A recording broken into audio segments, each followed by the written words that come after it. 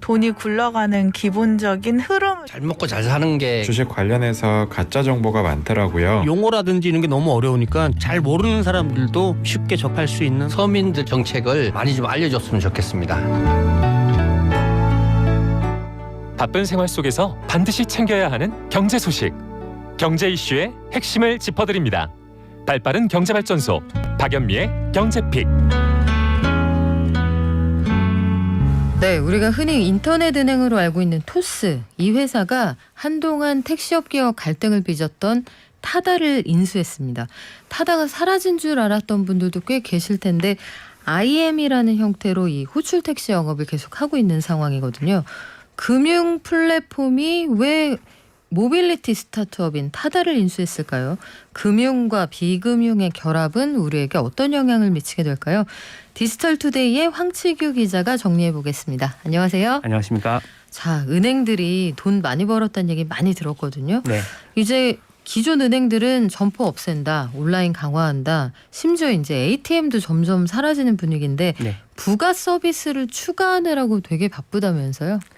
네, 오늘도 제가 방송 나오기 전에 제가 주로 쓰는 은행 앱을 한번 열어봤는데요. 지금까지는 주로 이렇게 송금이나 필요한 기능만 쓰다 보니 잘 몰랐었는데 좀 다양한 부가 기능이 좀 제공되고 있더라고요. 예컨대 이제 오늘의 운세도 있고요. 오늘의 운세요? 운세도 있고 야구 정보도 있다라는 건 오늘 제가 개인적으로는 처음 알게 됐습니다. 야구 정보요. 네, 근데 좀 다른 은행들 같은 경우에 이제 이런 간단한 기능들 이외에 좀 꽃배달 서비스를 제공하는 경우도 있고요. 그리고 이제 은행 특성에 맞게 이제 축산품을 구매할 수 있는 온라인 커머스 기능을 또 제공하는 은행이 있고 부동산 정보 플랫폼을 또 제공하는 경우들이 있어서 은행의 기본적인 업하고는 조금 거리가 있지만 최근 들어 이제 좀 그런 비금융 쪽으로 하는 은행들의 시도가 좀 활발하게 좀 이루어지고 있습니다. 네, 살금살금 이커머스 쪽을 한번 찔러본다 이런 생각도 들고요. 그러고 보니 양의지 선수를 멀리한 지 제가 좀 오래됐습니다. 축구 보느라고 어제도. 자, 특히 어제 같은 경우에는 신한은행이 배달 어플을 출시한다. 그래서 좀 화제가 됐어요. 배달업에 진출하는 거예요? 네, 이제 2019년에 신한은행이 이제 정부 규제 샌드박스라는 제도를 좀 활용을 해서 이제 금융혁신 서비스에 이 배달 앱을 좀 신청을 했고 이게 이제 허가가 나면서 12월에 이제 앱을 출시를 한다고 합니다. 출시를 한다고 하는데 소비자들 입장에서 이제 은행이 간단한 부가 기능을 제공하는 것 정도야 그러려니 할 수 있지만 이제 배달 앱까지 제공하는 게 좀 익숙지는 않을 수 있는데 개인적으로도 이제 저는 이제 신한은행 행보가 좀 간단한 생활 서비스 추가하는 수준을 넘어서 굉장히 좀 파격적인 은행의 변화를 보여주는 파격적인 행보 중 하나라고 좀 보고 있습니다. 그래요. 그런데 흔히 생각하면 금융권이라는 곳은 변화가 가장 더딘 곳이었단 말이죠. 예컨대 공인중개 공인 인증서 같은 것들도 얼마나 오래 걸렸습니까? 간편 인증으로 바꾸는데. 근데 은행이 돈 잘 버는데 이 사업에 왜 뛰어드는지 그게 하나 궁금하고요. 또 한 가지는 기존에 이미 그 승자들이 있단 말이에요. 네. 시장을 갈라서 가지고 있는. 여기에서 게임이 될 건가 그것도 궁금하네요.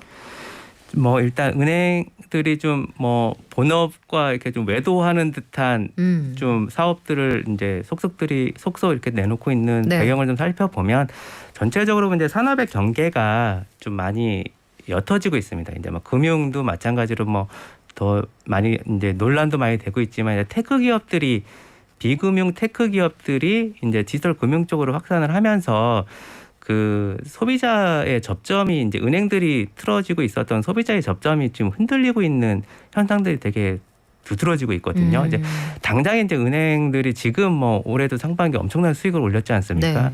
네. 당장에 지금 수익에는 큰 문제가 없다고 하더라도 특히 이제 소비자 금융 이쪽에서 보면 그 테크 기업들의 공세로 인해서 지금까지 본인들이 그냥 정보 라이선스만으로 그냥 가지고 있었던 접점에 대한 영향력을 상실할 수 있다는 위기감이 굉장히 커지고 있고요. 그에 대한 좀 반로로 이런 좀 비금융 쪽으로 좀 확장을 해서 그 접점에 대한 영향력을 좀 계속 유지하려고 하는 그런 좀 시도로 볼 수 있을 것 같습니다. 그리고 또 이제 좀 경쟁 제대로 할 수 있겠느냐의 측면은 사실 좀 지켜봐야 되겠지만 신한은행 사례만 놓고 보면 이제 배달 앱이 말씀하신 대로 그 선수들이 많잖아요. 그게 이제 또 만만치 않은 선수들이고 그걸로 먹고 사는 회사들인데 과연 이제 신한은행 이걸 잘할 수 있겠느냐에 대해서는 여전히 좀 특히 이제 테크 기업들 쪽에서는 이제 좀 오버 액션 아니냐, 신한은행이 좀 오버하는 거 아니냐라는 인식도 꽤 있는데 일단 신한은행 입장에서는 수수료 부분을 일단 입점 수수료나 광고료 부분들을 좀 없애서 좀 어떤 자영업자들이 어떤 좀 진입 장벽을 낮추겠다. 이제 진입 장벽의 비용을 좀 낮추겠다라고 좀 얘기를 하고 있어서, 근데 물론 이제 그걸 좀 차별화 요인으로 할 수는 있지만 사실 뭐 배달앱 보면 소비자가 얼마나 쓰느냐가 중요하잖아요. 그렇죠. 그러니까 식당들 입장에서도 뭐 내가 이 신한은행 배달앱에 가입을 네트워크에 합류했다고 그래가지고 수요가 없는데 이제 뭐 그 가입 뭐 네트워크에 합류했다는 것 자체만으로도 의미를 찾기는 힘들 것 같고 결국에 이제 수요를 어느 정도 일으키냐 하는 문제인데 좀 뭐 신한은행 입장에서는 수수료가 낮기 때문에 식당들이 상대적으로 다른 배달앱에 비해서 좀 비용을 조금 적게 책정할 수도 있는 거 아니냐 이렇게 보고 있는 것 같은데. 뭐 배달앱은 이제 다들 많이 이용을 해보시겠지만 이런저런 부가 혜택들이 많습니다. 뭐 네. 서비스를 하면 뭐 쿠폰도 좀 주고 오랫동안 안 쓰면 네, 댓글 달면 또 뭐 리뷰 남기면 뭐 하나 더 주고 하는 혜택들이 많거든요. 한동안 멀리하면 네. 쿠폰 주는 단가가 올라갑니다. 네. 그래서 좀 약간 이런 약간 저렴한 가격이 이제 소비자들에게 좀 체감할 수 있는 혜택이 될지는 조금 지켜봐야 될 것 같습니다. 그래요. 은행이 지금 돈 잘 벌고 있는데 앞으로는 쉽지 않을 것 같으니까 포털 이런 데랑도 지금 다 경쟁을 하고 있잖아요. 그렇죠. 네. 살려고 한다. 살려고 그러는구나. 이런 생각을 해보게 되는데 KB국민은행 부동산 전문 어플을 선보이기도 했어요. 이게 네. 올해 3월인데 네. 이 회사가 가지고 있는 그 시세 정보가 시장의 벤치마크 역할을 하잖아요. 네. 여기도 결국은 그 고객들의 마음을 붙잡아두기 위한 그런 서비스군요. 뭐 아까 말씀드린 대로 좀 접점을 계속 유지하고자 하는 좀 뭐 의도가 굉장히 강하다고 볼 수 있고요. 그리고 이제 기존의 금융업하고 좀 시너지를 낼 수 있는 연관 분야를 계속 찾는 과정에서 말씀하신 대로 이제 부동산은 좀 국민은행이 강점을 갖고 있었던 분야 중에 좀 하나다 보니까 이제 이 부분을 좀 더 전문화해서 사업화하는 쪽으로 속도를 좀 내고 있는 것 같습니다.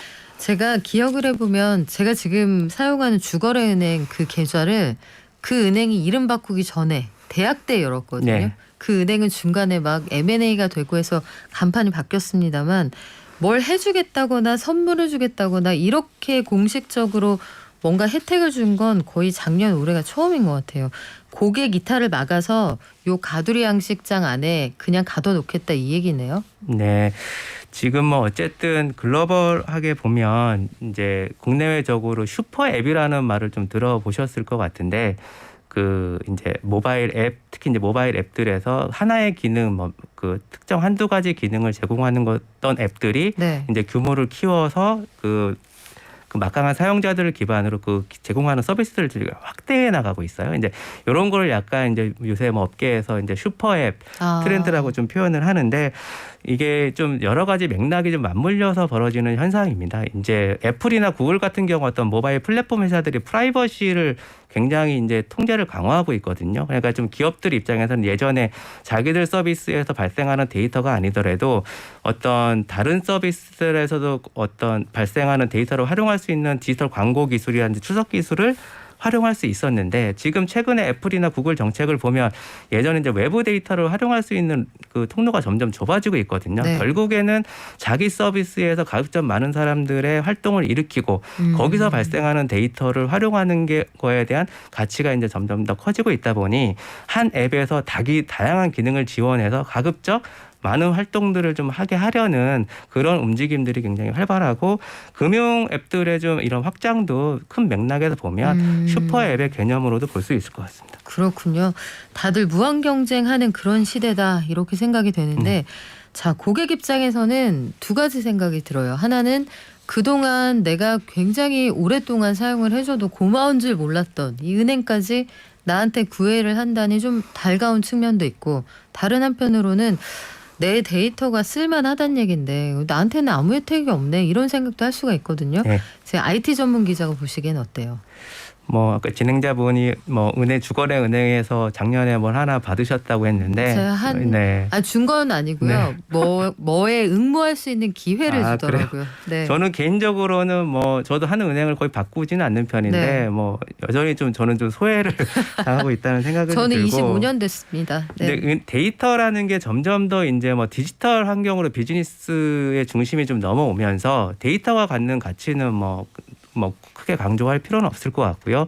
그다음에 이제 사용자 데이터가 이제 네. 기업의 가치에 좀 영향을 미치는 비중이 굉장히 큰데 좀 기업들은 이제 데이터를 뭐 마이데이터도 마찬가지죠. 이제 12월 시행 예정의 마이데이터 정책도 이제 데이터를 기반으로 좀 디지털 금융 서비스를 네. 좀 더 개인화하겠다라는 어떤 정부 정책으로 좀 추진되고 있는 건데요.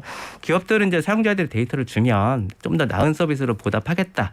뭐 이런 명분을 좀 내세우고 있잖아요. 네. 근데 저희가 또 금융 서비스에서 뭐 이게 디지털이 나온 게 하루 이틀 된 것도 아니고 뭐 개인화 서비스를 강조한 게 또 은행들이 개인화 서비스를 강조한 게 또 어제 오늘의 일도 아닌데 뭐 저 개인적인 경우만 놓고 봐도 뭐 소비자 측면에서 뭐 기업들은 내 데이터를 가져가서 뭔가를 한다고는 하는데 딱히 나한테 이게 뭔가 나를 위해서 뭔가 나오는 게 있는가 싶은 마음이 들 때가 많거든요. 그렇다면 최종적으로 결국 제일 중요한 건 네. 데이터에서 결제 정보잖아요. 네. 사람들이 어디로 이동해서 뭘 먹고 그죠. 어디에서 카드를 긁는지 그걸 보여주는 건데 네. 그거 가지고 돈 벌었으면 소비자하고도 좀 나눠야 되는 거 아닌가 싶어요. 마이데이터 제도에서 지금 그런 논의는 없지만 앞으로 이제 마이데이터 업자들 간 경쟁이 좀 치열해지면 네. 그 데이터 제공을 허가하는 조건으로 이런저런 쿠폰 등 이런저런 좀 보상을 줄 수는 있을 것 같습니다. 줄 수는 있는데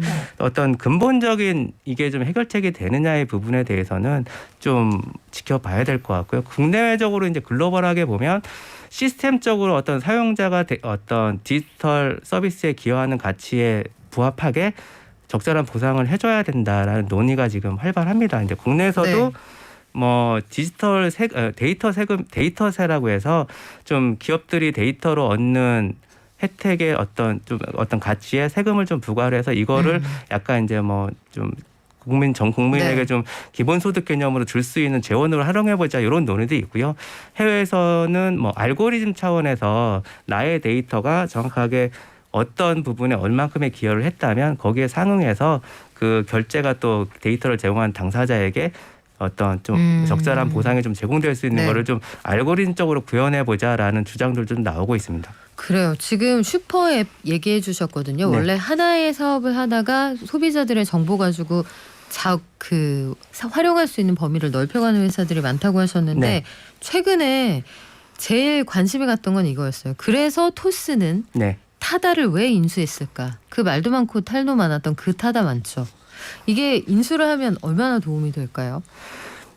지난 한 주간의 IT 이슈 중에서 좀 가장 그래도 좀 중량감이 있었던 네. 뉴스였던 것 같고요. 좀 이제 회사 측에 내세운 좀 발표만 놓고 보면 이제 토스에서는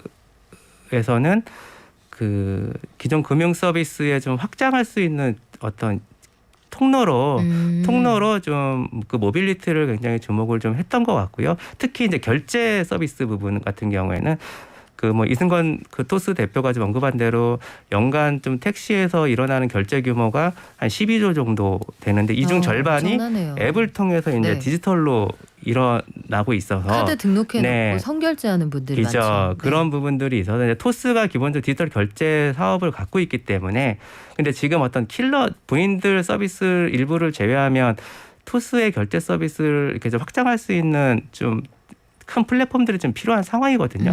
그런 측면에서 약간 모빌리티를 좀 발판으로 좀 삼으려고 하는 것 같고요. 그 이외에 좀 앞으로 토스가 이제 인터넷 전문은행을 시작을 했기 때문에 지금은 이제 마이너스 대출이라든지 예금 정도의 어떤 서비스를 제공하고 있지만 앞으로 점점 더 어떤 대출 금융을 확대해 나가지 않겠습니까?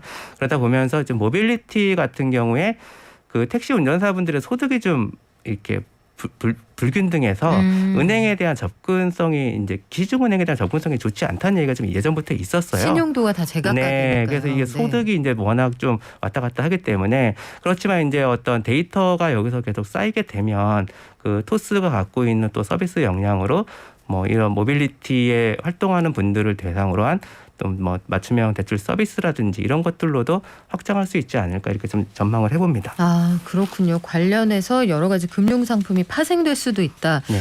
융합 플랫폼의 춘추 전국 시대다, 이런 평가를 해도 과언이 아닐 것 같은데 앞으로 이들이 어떻게 성장해 나갈지 한번 지켜보겠습니다. 다만 시장 경쟁이 치열해지면 한동안 소비자 후생이 올라갈 거다, 이것만은 좀 분명해 보이네요. 네, 지금까지 디지털 투데이의 황치규 기자와 함께했습니다. 고맙습니다. 고맙습니다.